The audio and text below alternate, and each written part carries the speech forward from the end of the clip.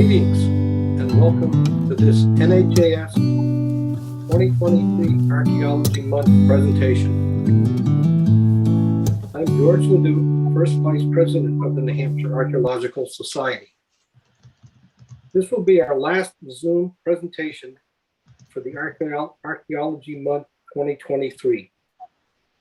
We have featured topics from New Hampshire archaeology as well as from around the country by scholars who have a connection to the Granite State.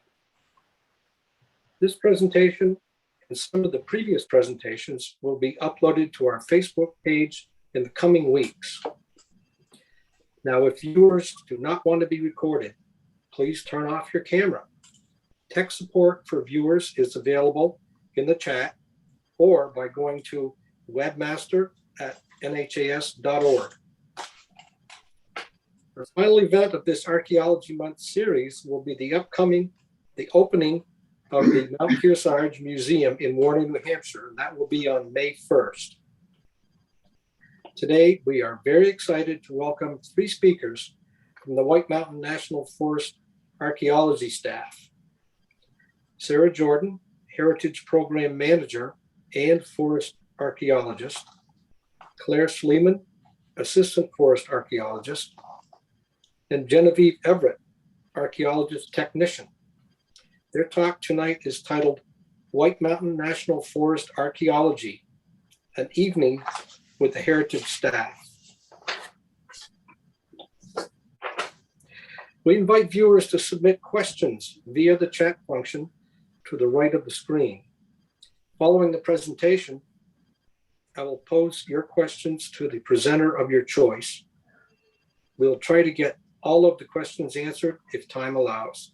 So without further ado, we welcome Sarah Jordan, Claire Sleeman, and Genevieve Everett.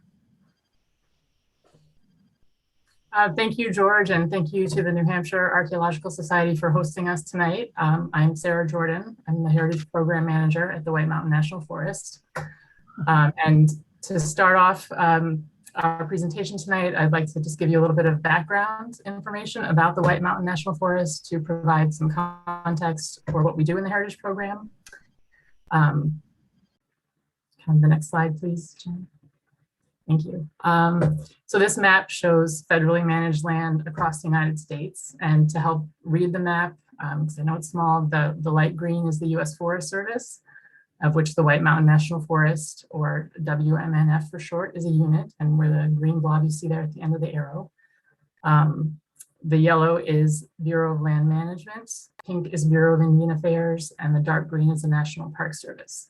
So as you can see in the eastern United States, the Forest Service is the primary federal public land managing agency. The White Mountain National Forest is located in northern New Hampshire and Oxford County, Maine.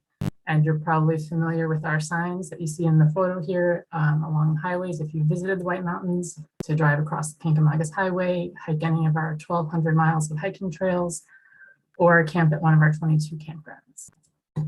Next slide, please. So as I mentioned, the WMNF is a national forest. It's a unit of the U.S. Forest Service, which is an agency under the United States Department of Agriculture. And while the White Mountain National Forest is frequently referred to as a park, we are a forest and a completely separate agency with a different mission from the Park Service, which you can see here.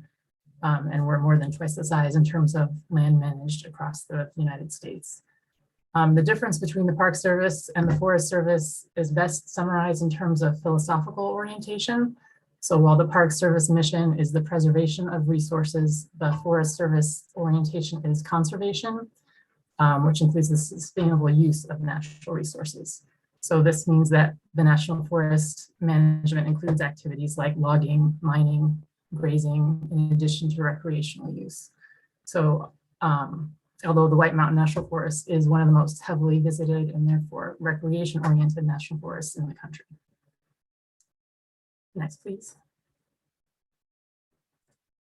So while cultural resources are not explicitly included in the mission of the U.S. Forest Service, there's a host of laws enacted by Congress that require federal agencies like the Forest Service to manage and consider impacts to cultural resources on federal lands or potentially affected by federal actions. So I won't go into these laws in detail, but they are the primary reason that federal agencies like the Forest Service hire archaeologists and historians, which in the Forest Service are under the umbrella of what we call the Heritage Program. Next, please. So the Forest Service has further defined the purpose of its Heritage Program to include understanding how the natural resources that we manage have been impacted by human activities and attitudes in the past, to share information with the public, and to be good stewards of the cultural resources on Forest Service lands. Next, please.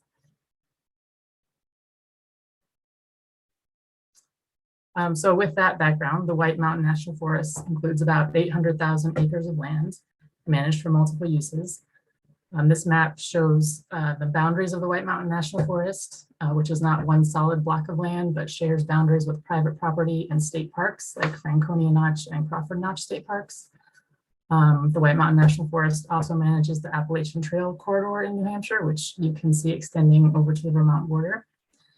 The red areas and dots on this map represent the historic and archaeological sites that we have recorded to date, a little over 1,600 in total.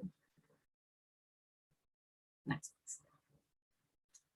So our White Mountain National Forest Heritage Program has grown over the past few years to currently include myself as the program manager, Claire and Genevieve, who you'll be hearing from in a few minutes, and our newest members are Maggie Barry and Alisha Teator. Our program also includes paraprofessionals who are forest staff who work primarily in other resource areas or program areas, but have training to assist us in cultural resources work. And then we also have a growing network of volunteers. Next, please. So I'll talk a little bit about my role as the Heritage Program Manager, and then I'll turn it over to Claire and Jen to tell you about what they do. But the forest is structured with a leadership team of officials who have decision-making authority, and my role is to advise them. So I don't have authority to make official decisions, but I see myself as an advocate for the cultural resources on the forest, and the officials who make decisions weigh my input along with input from a variety of other resource specialists as part of the decision-making process.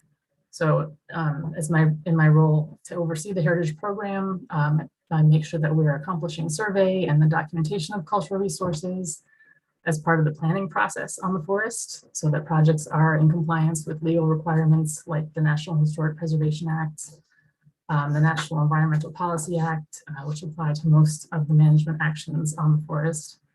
And you'll hear more about what that work looks like from Claire and Jen. I also ensure that we're accomplishing other program goals to continue inventory of the White Mountain National Forest, to identify undocumented cultural sites, provide programs to the public, monitor the condition of sites, and maintain and manage our databases. And when I'm not dealing with the administrative and bureaucratic aspects of working for a large government agency, I do get out in the field to conduct surveys. My background is historical archaeology, and I recently completed a graduate certificate in historic preservation and architectural history to better manage our historic buildings, which include 19th century farmhouses, civilian conservation corps buildings, and Forest Service recreation and administrative buildings, such as the log cabin you see here, which was built by Forest Service staff in 1923 and was listed in the National Register of Historic Places in 2018. So now I will turn the presentation over to Claire, and she and Jen will tell you more about their roles in the program and details about how we accomplish our heritage work.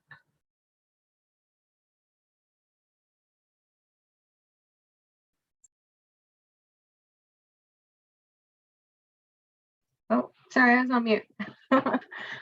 Thanks for having us. I'm going to turn off my video so you don't see me reading my notes. But so Jen and I share a couple things in common. We both do a lot of compliance surveys and consultation, and we both do post-implementation monitoring, and she'll cover some other things, some other responsibilities that we share. And then I also oversee the paraprofessional program. I've been working on a couple National Register nominations and planning a Passport in Time project for the fall. Next. Thanks. This is a diagram of the consultation process. I'm not really going to go through the whole chart because that's not what this is about, it would be much longer. There are different levels of project analysis under the National Environmental Policy Act, but they all require consultation with state historic preservation offices under Section 106 of the National Historic Preservation Act. These projects are most often things like timber sales, bridge and road work, trail reroutes, ski area improvements, historic building maintenance. Most of them require consultation involve ground disturbance, but they might also involve something like affecting the view from a historic property.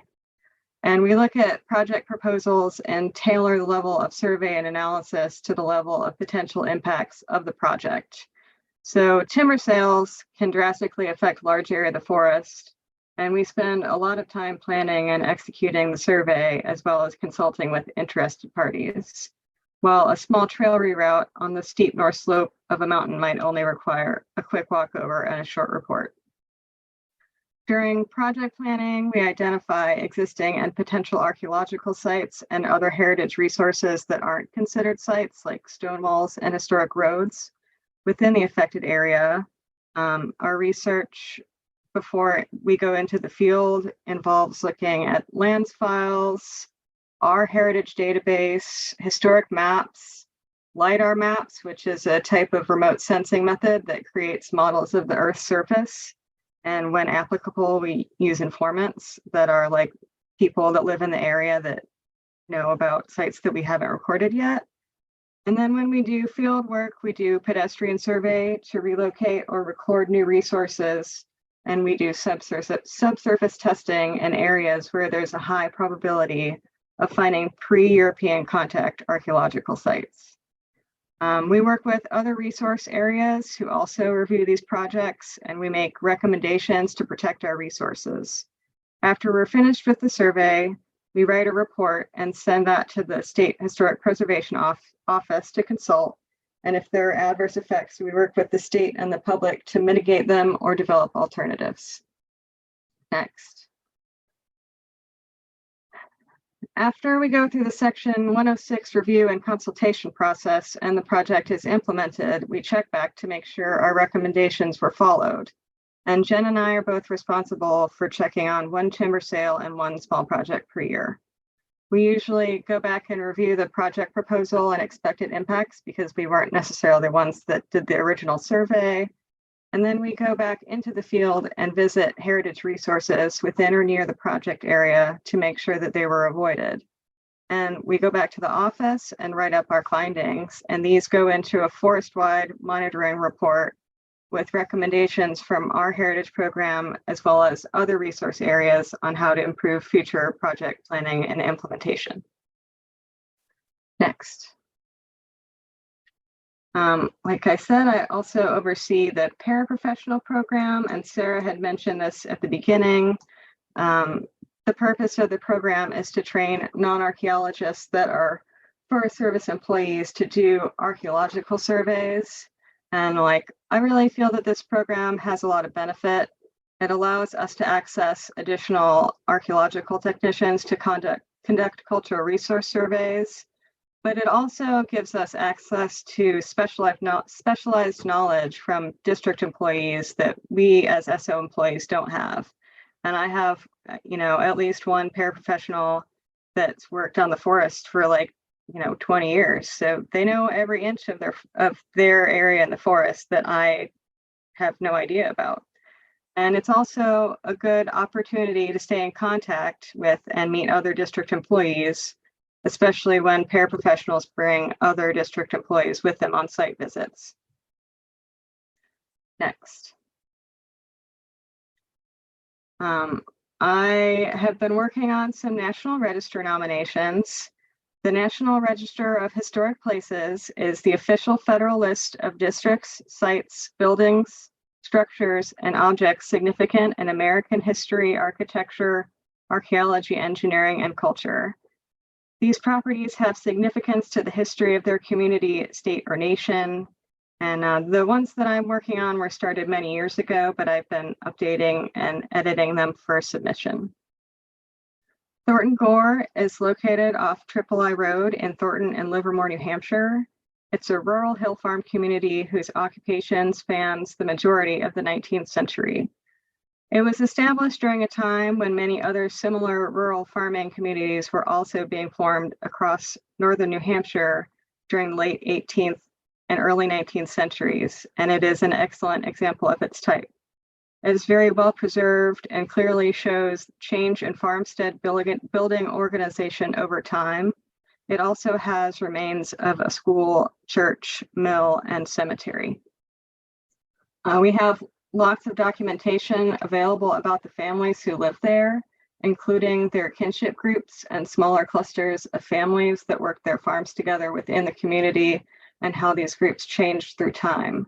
And most of the foundations in Thornton Gore are in excellent shape, and they are protected by their location on federal land.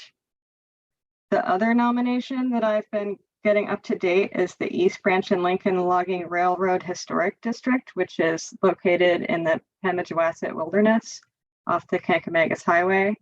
The first rails were laid in 1892, and it was operated from 1893 to 1945 by the J.E. Henry Logging Company and later the Parker Young Company. And the rails were finally pulled in 1948. It was a site of intensive commercial railroad logging, and they used clear cutting and strip cutting, which was a common practice for all logging railroads at the time. And it decimated the landscape and left large piles of slash or treetops and limbs left over when the spruce poles were removed. There were many wildfires, mass erosion, which caused floods far downriver all the way to Manchester. Citizen groups like the Appalachian Mountain Club and the Society for the Protection of New Hampshire Forests lobbied to protect the White Mountains and other eastern forests from further destruction, and Congress was inspired to act and pass the Weeks Act, which formed the first national forests. The railroad itself and many of its associated culverts are still in excellent condition, and many of its grades are used as hiking trails, which are accessed from the Lincoln Woods. This district's location in a federally protected wilderness protects it from modern disturbances. Next. We're planning on running a PIT program this fall. PIT stands for Passport in Time. It's a volunteer cultural heritage resource program sponsored by the Forest Service, but also includes partners like the Bureau of Land Management and HistoriCorps. It allows volunteers to work with professional archaeologists and historians on public lands, and it is an opportunity for the public and communities to actively participate in our heritage program. Nationally, there are many different kinds of programs available, including survey and excavation, curation, archival research, as well as structure and site restoration. The program was started informally while running a field school on the Superior National Forest. And it was a response to public interest in the archaeology that they were doing there. It became a national program in 1991 and was immediately so popular that it requested private sector help to manage and administer the program called the Pit Clearinghouse. And I'll add a link to that after I'm done talking. PIT now includes 117 national forests in 36 states. Since it has started, there have been over 3,000 projects and almost 36 volunteers that have donated about 1.7 million hours of their labor. PIT is important because it builds a constituency that supports historic preservation and demonstrates to lawmakers the value of historic preservation. The PIT project that we are planning will involve pedestrian surveys in the town of Ellsworth, New Hampshire. Like a lot of our forest that hasn't had a timber sale, most of the area hasn't been surveyed recently, and a lot of it hasn't been surveyed since the 1980s. Our location data is inaccurate, and we don't know what condition the sites are compared to when they were recorded 40 years ago. It's also highly likely that there are unrecorded sites in the area. Next. Finally, last week, Genevieve and I went to Calumet, Michigan for ARPA training. That's the Archaeological Resources Protection Act. We spent a week in Calumet, which I wouldn't recommend in April, but it's beautiful. It was a mix of federal law enforcement, archaeologists, and tribal representatives. And we learned the elements of the law, as well as how to work with law enforcement to investigate possible violations. And we did a mock damage assessment and learned how to basically make that into the legal documents that law enforcement and the assistant U.S. attorney would need to prosecute a case. And we also got to spend a lot of time with our coworkers who I've never met any of them because we started during COVID. So it was really nice to get to hang out with them after work and have a couple beers. The law was, ARPA was enacted in 1979 in response to the continuing and increased damage to archaeological resources and the increased trafficking and commercial value of these resources. For a case to be considered by the assistant U.S. attorney as an ARPA case, it must meet the following elements. There must be excavation, removal, damage, alteration, or defacement of an archaeological resource over 100 years of age and of archaeological interest, located on public or Indian lands without or in violation of a permit. And I'll let Jen take over from here. Thanks, Claire. All right, so in terms of penalties, it's considered a felony if damages are over $500. A first offense carries the maximum fine of $100,000 and 2 years in prison, and a second offense carries the max fine of $250,000 and 5 years in prison. And if you're wondering how you can protect heritage sites, site etiquette involves encouraging others to be stewards of the past by your example, treating remains of past cultures with respect, treading lightly when visiting archaeological sites, leaving artifacts in place, and getting involved by joining the White Mountain National Forest Site Stewardship Program or your local stewardship program. And we'll be linking that in the chat. And please remember that while being a steward of heritage sites, safety comes first. Do not talk to anyone that you suspect of looting or vandalism. Exit the scene and take note of their clothing. If you can, try to get a license plate number if you see their car, and report looting and vandalism to federal land management authorities or your local sheriff.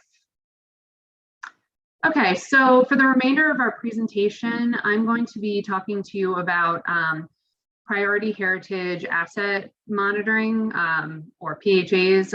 It's a task that both Claire, myself, Maggie, and Alisha complete each year. I'll also be talking about legacy data, the Heritage Site Stewardship Program, and an example of public outreach, public interpretation, and stewardship. All right, so a priority heritage asset, or PHA, is a heritage asset of distinct public value that are or should be actively maintained and meet one or more criteria, including an official designation, such as listing on the National Register of Historic Places, recognition through prior investment in preservation, interpretation, and use, recognition in an agency-approved management plan, and if the property exhibits critical deferred maintenance needs, such as potential health or safety risk or imminent threat of loss of significant resource values. PHAs are monitored on an annual, biannual, or 5-year monitoring schedule, which is dependent on the condition of the site year to year. Threats to heritage resources include but are not limited to looting and vandalism, increased visitor traffic like camping, and natural disturbances like flooding, erosion, and weathering.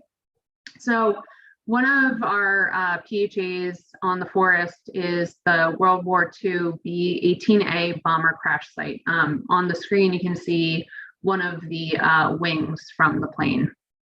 So on January 14th, 1942, The crew of 7 aboard the bomber were out on patrol for German U-boats off the coast of Massachusetts. On their way back to Westover Field in Massachusetts, a winter storm set in, blowing them off course by 150 miles and eventually leading them to crash into Mount Waternomy in Woodstock, New Hampshire. 2 of the 7 men aboard the flight perished in the crash and subsequent explosions. Almost immediately after the crash and rescue, curious locals began visiting the crash site and taking items they found spread across nearly 2 acres of the mountainside. 81 years later, the largest pieces of the plane that could not be carried out easily are still there, including the wings, engine, landing gears, and rudder. 3 of the main concerns of the site are vandalism, looting, and spatial deterioration, either from visitors picking up and moving objects or the natural movement of objects down the steep slope. So this past July 5th, I visited the site to complete PHA monitoring, and I found that over 100 small to large American flags have been stuck in or zip tied to the wreckage. Myself and a fellow coworker carefully removed majority of the flags as they were actively damaging, and leaving them might encourage others to add more. In terms of deterioration and spatial differences in the wreckage since the last visit in 2017, it did not appear that there were any significant changes in movement. But based on my most recent visit, I recommended that this site should be visited more than every 5 years to protect the site from further damage. All right, so this is the stuff that we do in the office when we're not in the field. So all of our heritage site and project data is stored in the Forest Service National Resource Manager, NRM database. This database allows you to add new project data, which is where you link the tasks you performed during that project and the heritage sites identified, which usually includes previously recorded sites and newly recorded sites that you manually enter. When NRM was modernized in 2016, the sites that had been recorded up until that point were added into the database, but limited information was added to the site description and location fields. Because of this past winter, I have been updating the site descriptions and locations and scanning and then attaching the site inventory forms and other relevant documents to each site on the database. Overall, the goal of this is to update all sites in NRM so that our heritage staff can download the site inventory forms more readily for field visits instead of having to pull out the paper files and scan them and everything. And also digitizing all of our paper files will ensure that they are preserved for years to come. All right, so the Heritage Site Stewardship Program was established in 2019 as a pilot program to train volunteers how to monitor heritage sites associated with the historic East Branch and Lincoln Railroad, which Claire mentioned earlier, in the Pemigewasset Wilderness. Since then, we've expanded to other heritage sites on the forest. To date, I have trained 45 volunteers, and between 2019 and 2022, 23 sites have been monitored. Volunteers benefit from this program because they're becoming aware of the value of non-renewable resources, learning site etiquette, and how to report damage to sites and potential illegal activity. Conversely, our heritage program benefits from the program because it puts more eyes on PHAs and other heritage sites on the forest. This field season, I plan to train a new cohort of volunteers, including a training on how to clean up the historic cemeteries across the forest, and I'll be sending out existing volunteers to monitor sites in the Pemigewasset Wilderness and beyond. All right, so finally, we engage in public outreach, public interpretation, and stewardship every season. In fact, this past season, I worked on a public outreach presentation that blossomed into a chance for public interpretation and stewardship. So in terms of public outreach, in the fall, I presented to the Conway Historical Society about Elizabeth Sampson, the 1943 and 1944 fire tower lookout for Middle Sister Ground House on Middle Sister Mountain in Albany, New Hampshire. And you can see her pictured here in the corner standing next to the ground house. Elizabeth was one of several women that were hired by the White Mountain National Forest during World War II to help with fire detection to protect precious timber resources for wartime use. The White Mountain National Forest acquired her diary from her nephew several years back, and in her diary, she talks about her day-to-day life as a lookout through words, photographs, and drawings. And before I went to present to the Historical Society, I hiked up Middle Sister to monitor the foundation of the ground house. The ground house was designed by architect C. Howard Walker and was constructed in 1927 at an elevation of 3,340 feet above sea level. The foundation stands 10 feet high, which once had a cap on top. As you can see here, the cap is missing or was taken down. The room within the tower itself was 14 feet by 14 feet, furnished with a small combo cooking and heating stove, chair, table, cupboard, and bed. The tower was well protected from lightning with ground wires, and there was a telephone line that went from the base of Middle Sister to enable communication between the lookout and the world below. While monitoring the ground house, I noticed that a corner of the tower was damaged, which you can see here in the top image. It's hard to tell, but it was damaged. I reported back to Sarah, and we came up with a plan to work with the Saco district to repair the tower, which will be a fantastic stewardship opportunity. And in addition to public outreach and stewardship, myself and Joe Phillips, the visual information specialist on the Saco district, applied for and received grant money from the White Mountain Interpretive Association to create a wayside sign at one of the trailheads leading to the summit of Middle Sister. The wayside sign will highlight Elizabeth's work as a lookout and the tower as a resource that the White Mountain National Forest protects. And finally, thank you again to NHAS for hosting us. And thank you all for coming and watching our presentation, everyone out there. And here is all of our contact information if you have any questions for after the presentation, and our website as well. Thank you.